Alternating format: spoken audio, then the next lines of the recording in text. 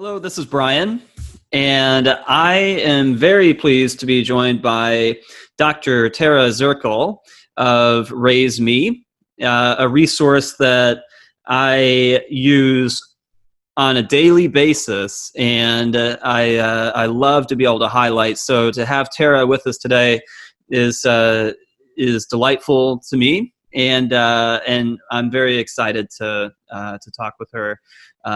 But Tara, thank you for doing this. I really appreciate it. Thanks for having us. We're always excited to talk about what we do. Always excited to connect with educators, especially educators who've really been RaiseMe champions and have really seen some of the tangible benefits. So thanks for having me. Of course. And would you mind, for people so I have RaiseMe listed as far as the website for people to check out, but would you mind just giving a very quick kind of introduction as far as what is RaiseMe? Yeah, that's a great question. So RaiseMe is a free resource for both students and educators. And our underlying goal is to really help students realize and achieve their college ambitions. And we know for a lot of students, college, whether it's high school to four-year or two-year to transfer, can seem like something that's really overwhelming. It can seem really costly.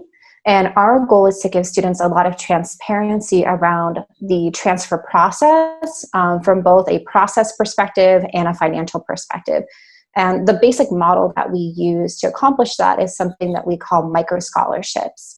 And the theory that we hold is that when you think about the traditional trajectory a transfer student is on, they arrive at a two-year school, take some courses, apply to a four-year institution. Hopefully they're accepted. And at the very end of the process is when they historically might get a scholarship award. We think that money comes too late. We think that money comes so late that it might not motivate a student, it might not affirm a student, it might not build confidence in a student. So our thought is, what if we could take that money that comes at the end, break it up in little pieces, and allow students to earn it incrementally over time for small things that they do to make the process seem less daunting, but also to motivate them and to affirm the decisions that they're making. How that works on a pragmatic basis is any student can come to our website, it's just raise.me, build a portfolio, and every time a student adds an achievement to their portfolio, which could be academic, it could be something as small as getting 1B in a class, it could also be co-curricular, it could be work experience, it could be engaging in college going behaviors like visiting four-year schools. Every time the student logs something positive that they're doing, in real time, four-year institutions will give that student a micro scholarship. It could be $50 for an A or $500 for joining Phi Theta Kappa. So the student sees in real time that the decisions that they're making have this real impact on this goal that they have down the line, and really kind of demystifies the scholarship process and makes the scholarship process really accessible to students, specifically to students who have been historically underserved. Who do not have access to information on college and college preparedness. So that's kind of the elevator pitch, if you will, the elevator summary of who we are and what we do. I love it. Thank you. And when I mentioned I use RaiseMe on a daily basis, and for students, some of the great benefits are there's so many resources that are presented through RaiseMe, but also when I've connected with students before about financial aid, it's always this daunting subject because it was confusing, when I was going through college. It is confusing and it will be confusing. So to have a resource that really adds some additional transparency about the process is amazing. So in terms of resources, as you may or may not be aware, we're in the midst of a global pandemic crisis, and as far as COVID-19, and that causes so much anxiety for students, and understandably so. I'm curious, with all the resources that RaiseMe has, what are some things that you would highlight? Like what are some of those resources in the midst of COVID-19 that you would point out? Yeah, that's a great question. And I would say we have resources that kind of fall into two different buckets. So some of them are related to RaiseMe and how you can use RaiseMe during COVID to kind of stay on track and to access information that's going to be helpful. But then we also have more kind of content related resources. So maybe I'll start there. We've done a ton of webinars, content, blog posts, really just trying to communicate to students and educators about how they're feeling right now, right? So how is your mental health right now? How are you communicating with your faculty members right now? How are you managing working from home? All of these things impact student success.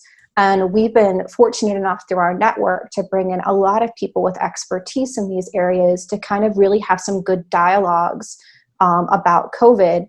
I'd be remiss to not point out that Brian participated in one of our panels regarding how are different institutions managing COVID, to just do some information sharing, because none of us ever thought we'd be at this point.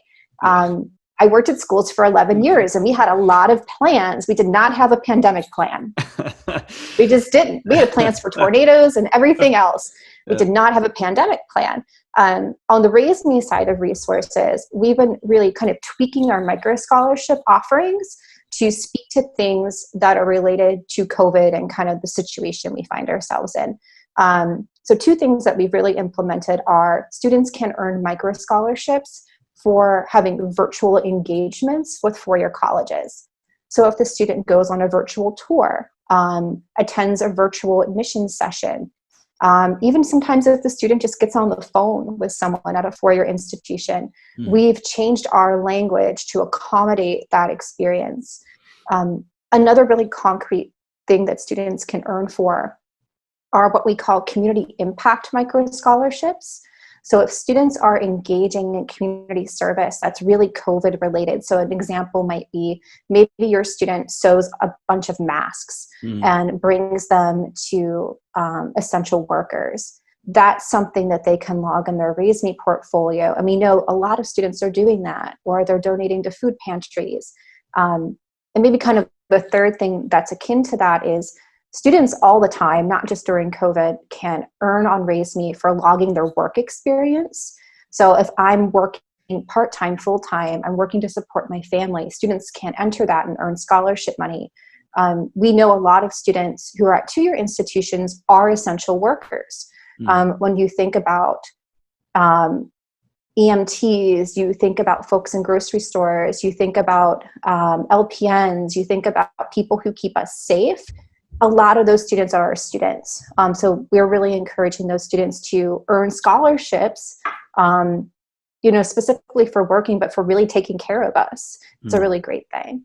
But those are just kind of a handful of the ways that we're trying to really keep folks connected. That's awesome. And, RaiseMe has always stood out as such a great, example of an organization that is equity minded and really practices that, through some of those things that you just highlighted.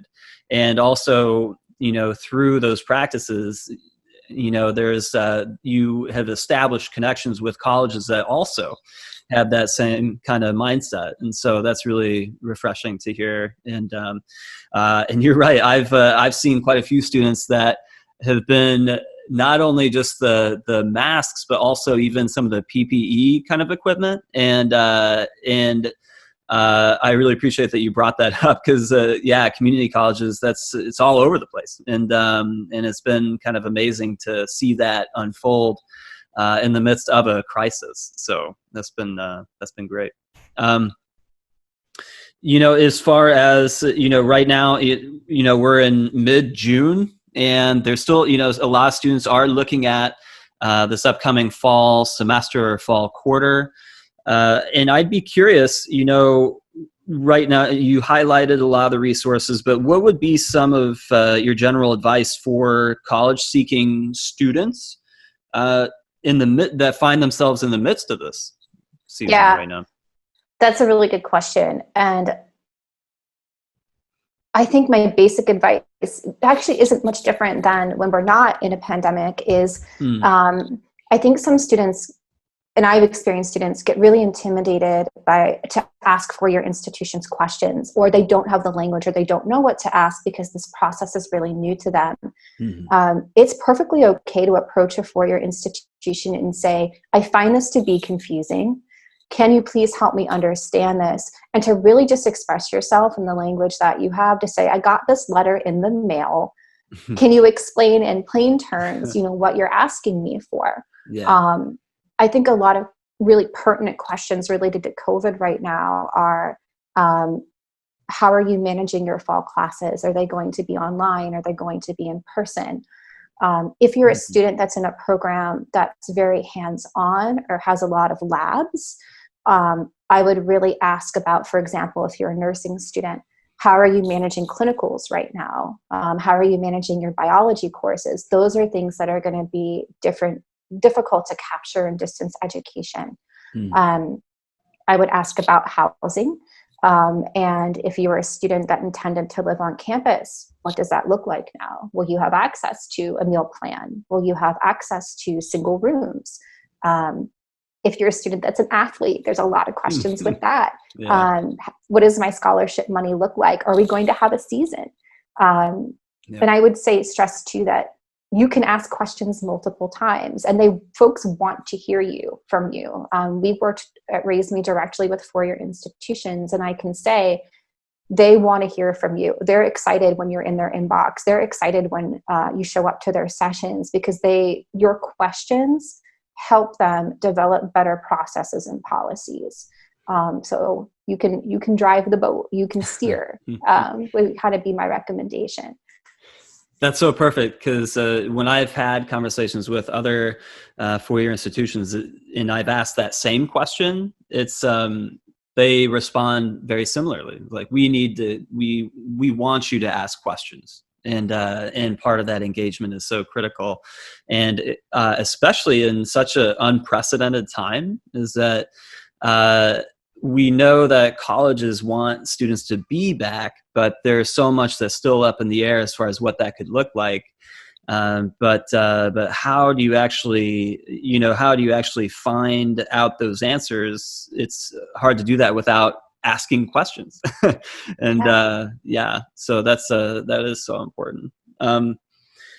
As far as you touched on this, as far as what RaiseMe does, and I think it's always helpful to kind of reiterate that where again, that financial aid and scholarships, those are such big, kind of daunting subjects that a lot of students have questions about. And I would ask again, as far as the benefits of micro scholarships, what are those benefits?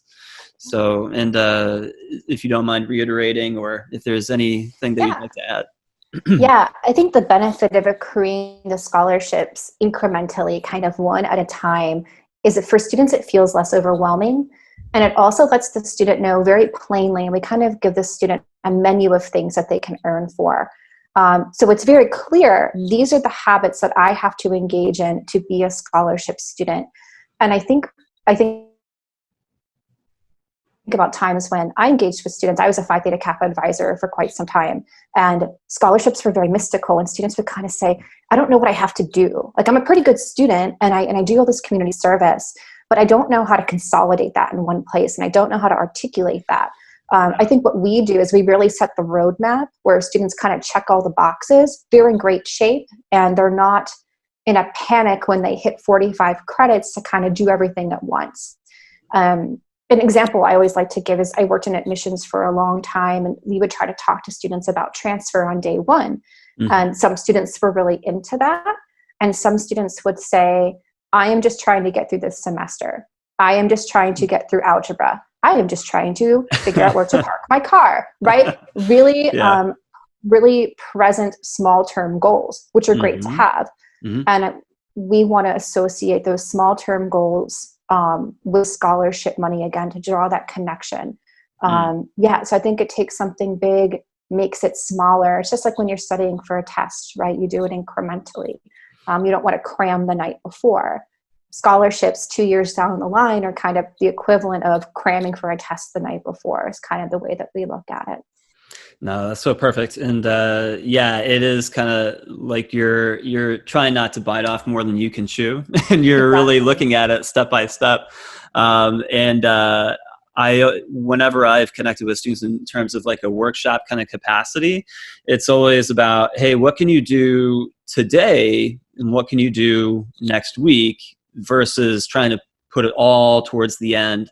And on that subject of kind of mental health, what are you able to do currently to kind of really manage that level of anxiety as you get closer and closer? Because the speed in which it all happens, it can happen so fast, and but what can you kind of do that would put yourself in a better position for once you get, further down the line? So, Tara, thank you so much again. And yeah, you are such an incredible person in general, but just an amazing professional. And in the couple of years I've known you, you are so student-centered and engaging and intelligent. And so you're just a delight to talk to. So thank you for, again, for your willingness and for giving us some insight as far as RaiseMe. No, I appreciate it. It was a pleasure. It's always a pleasure to talk to Brian. And again, appreciate you are also a champion for students. So it's really nice to always kind of be in the same room where we really want to see students do well. So thank you for that.